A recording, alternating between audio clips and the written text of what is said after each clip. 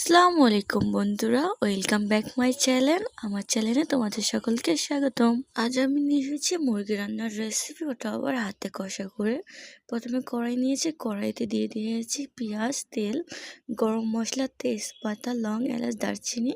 তারপর দিয়েছি আদা রসুন বাটা, তারপর দিয়েছি মরিচের গুঁড়া, তারপর দিয়েছি হলুদের গুঁড়া, তার মধ্যে দিয়েছি স্বাদ মতো লবণ। দেওয়ার পরে আমি মুরগিটাকে ধুয়ে রেখেছিলাম, সেই মুরগিটাকেও এর ভিতরে দিয়ে দিয়েছিলাম। দিয়ে দেওয়ার পরে আমি সুন্দরভাবে হাত কষা করে মাখিয়ে নিয়েছিলাম। আমি আলুটাও সাথে দিয়ে দিয়েছিলাম, যাতে আলুটার ভিতরেও মশলাটা ঢুকে যায়। আলু আর মুরগি একসাথে দিয়ে আমি সুন্দরভাবে মাখিয়ে নিয়েছিলাম। বন্ধুরা, তোমরা হাতে মাখা মাংস কখনো খেয়েছো কিনা আমি জানি না। যদি খেয়ে থাকো অবশ্যই কমেন্টে কিন্তু আমাকে জানিও। আমি এটা প্রথমবার রেঁধেছিলাম, আমার কাছে তো খুব টেস্টি লেগেছিলো, খুব ভালো লেগেছিলো। তাই ভাবলাম সকাল সকাল তোমাদের সাথে শেয়ার করি, যেহেতু অফিস টাইম, তোমাদের অনেক ভালো লাগবে। তো বন্ধুরা, তারপরে আমি একটু জিরার গুঁড়া দিয়ে বসিয়ে দিলাম মুরগিটাকে রান্না করার জন্য।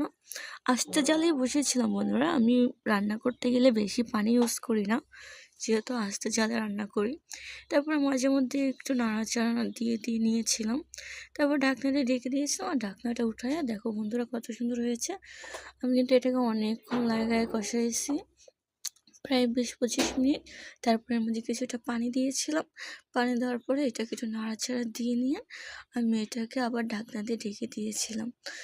কিছুক্ষণ পর দেওয়ার পর বন্ধুরা, ঢাকনাটা উঠানোর পর দেখো কত সুন্দর আমার তরকারিটা রান্না হয়েছিল। এটা কিন্তু গরম ভাতের সাথে খেতে দারুণ লাগে। তোমাদের কার কার ভালো লাগে গরম ভাতের সাথে চিকেন ভুনা খেতে, আমাকে অবশ্যই কমেন্টে জানিও। আর একটা লাইক, কমেন্ট, সাবস্ক্রাইব করে আমার পাশে থেকো। আমি কিন্তু এখানে শুধু চিকেন ভুনা নিইনি, সাথে একটু মরিচের ভর্তাও নিয়েছিলাম, আর নিয়েছিলাম ভাজিও। So thank you.